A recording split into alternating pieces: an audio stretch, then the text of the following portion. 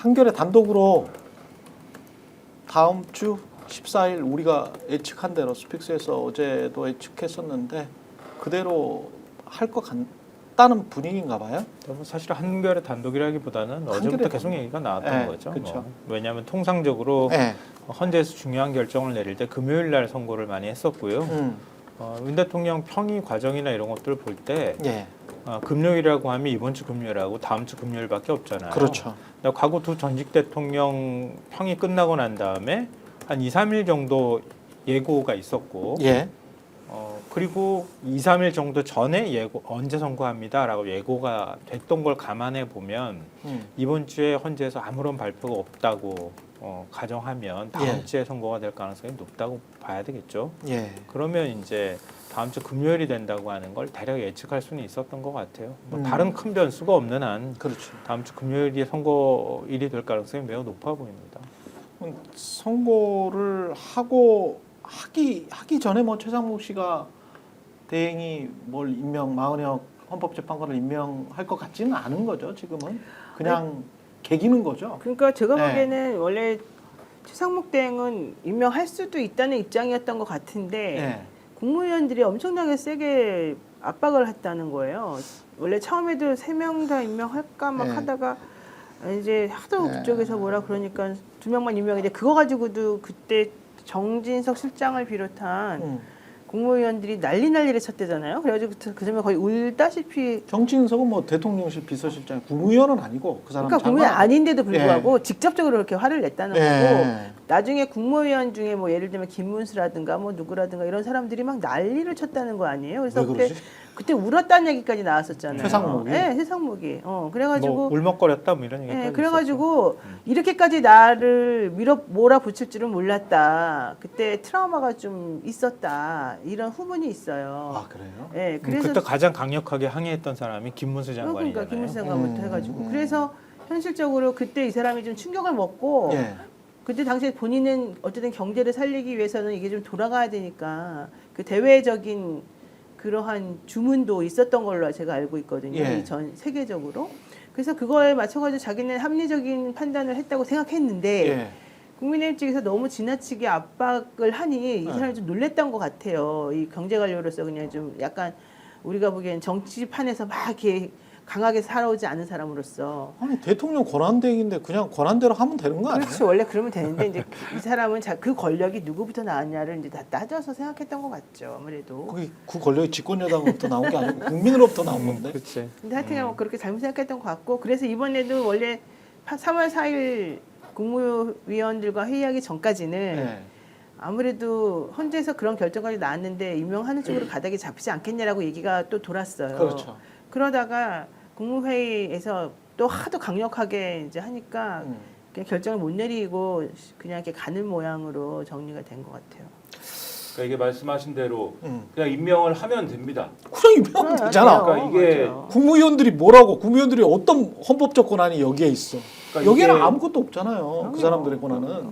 헌법재판관을 임명하는 절차가 국무회의 안건인 것도 아니고 그렇죠. 의결사항인 것도 아니고 그렇죠. 그냥 대통령이 임명을 하면 됩니다. 그렇죠. 그렇게 돼 있습니다. 예.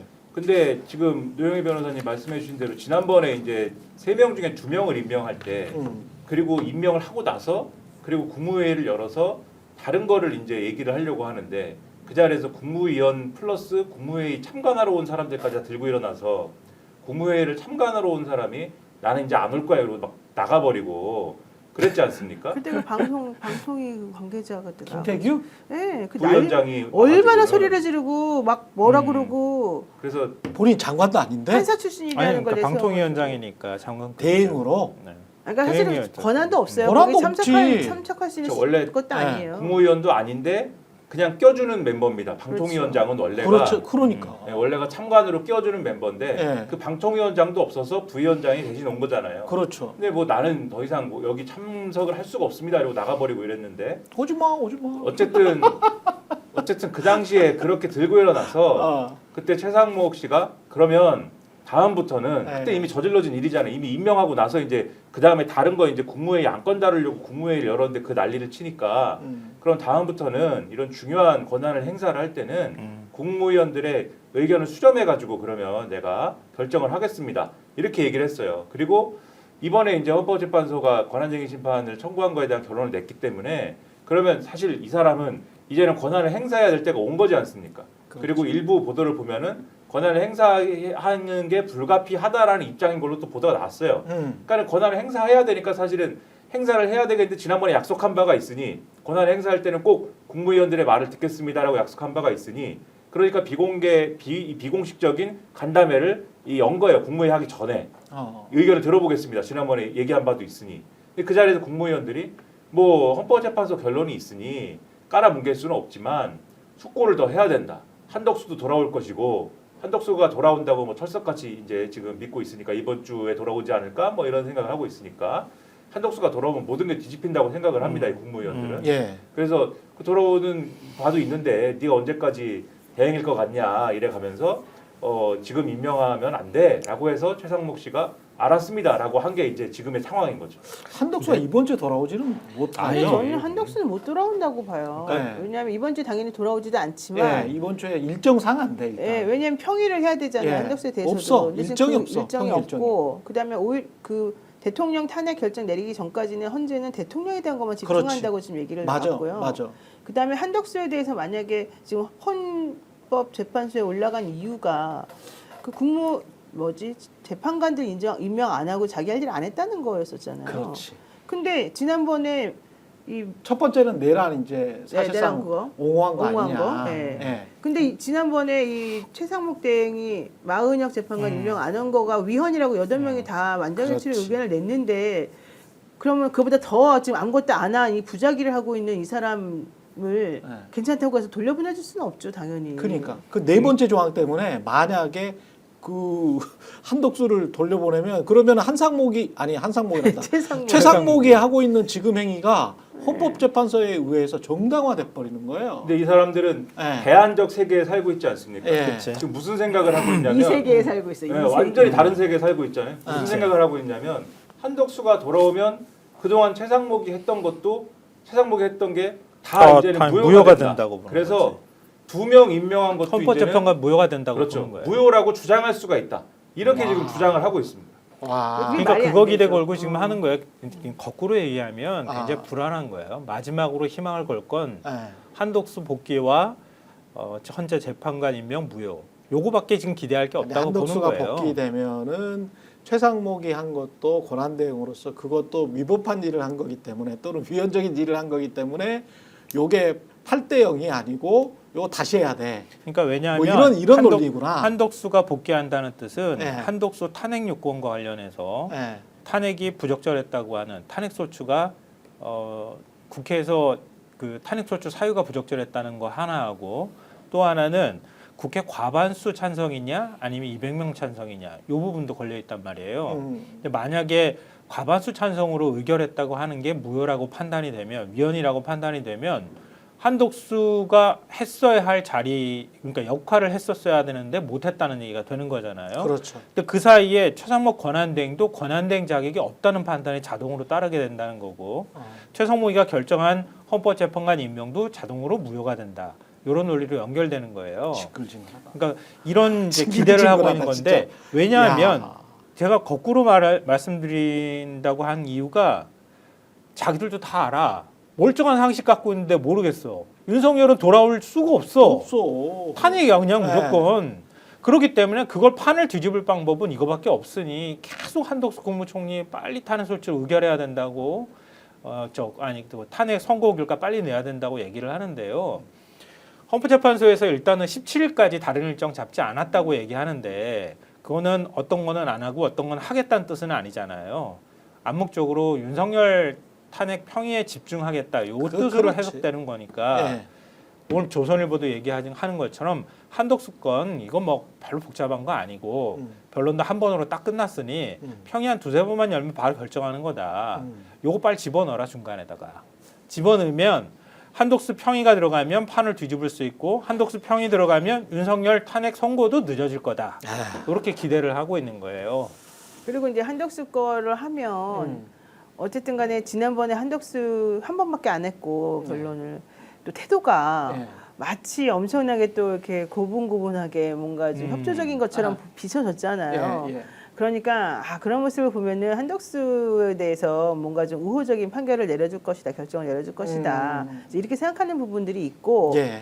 그래서 뭐 빨리 결정할 거라는 주장도 생겼습니다만은 현실적으로 한덕수가 지금 받고 있는 두 가지 혐의 이런 것은 너무 명백한 데다가 그렇죠. 예. 그 사람을 만약에 돌려보내주게 되면 네. 뭐 각하든 뭘 해서 만약에 그 자리를 다시 돌려보내게 되면 실제 이 최상모 권한대행이 정당한 권한대행으로서 행사한 것이 문제가 아니라 하더라도 예.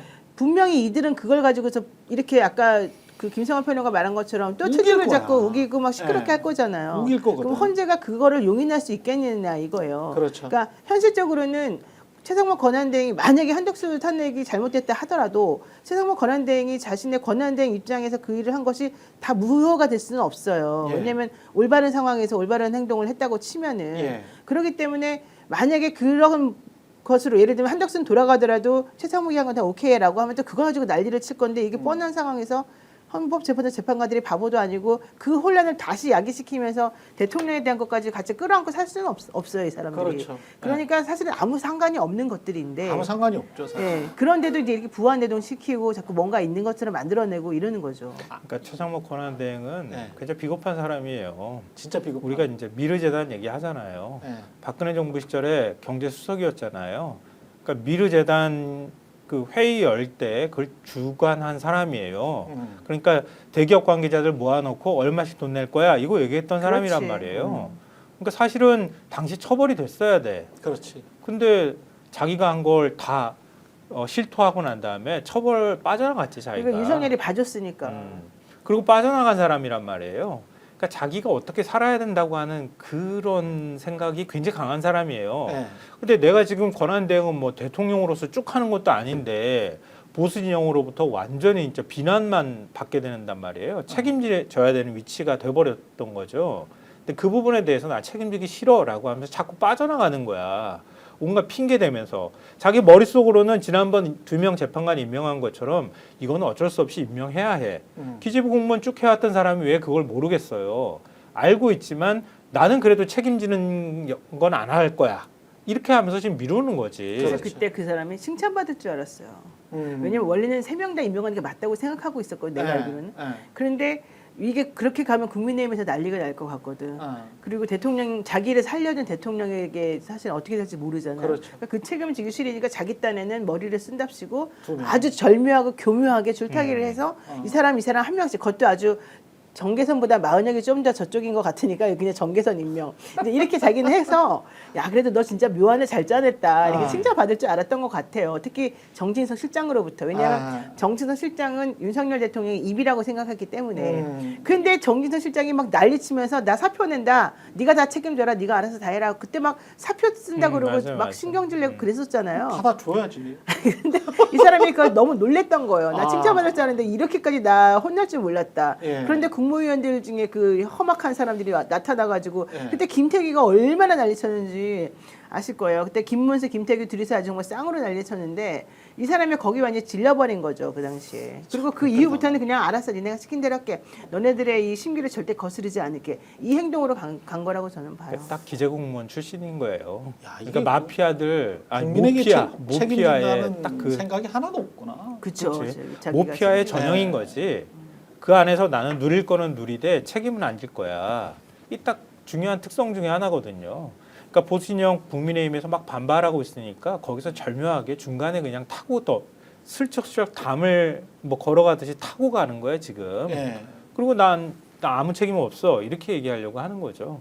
그러네. 어차피 뭐 사실은 조금만 버티면은 다음 주에 그 헌재 결정이 나는데 뭐. 그러나 저러나 헌재 그런 거지 결정은 뭐. 그렇게 날 거예요. 인용이 될 겁니다. 인용이 될 게 거의 뭐 저는 99% 확실하다라고 확신합니다. 스픽스는 말하는 언론입니다. 대세는 유튜브, 그중에서 스픽스. 좋아요, 댓글, 구독, 알림 설정. 여러분이 저희를 사랑해 주시고 우리가 여러분을 사랑하는 4가지 방법입니다.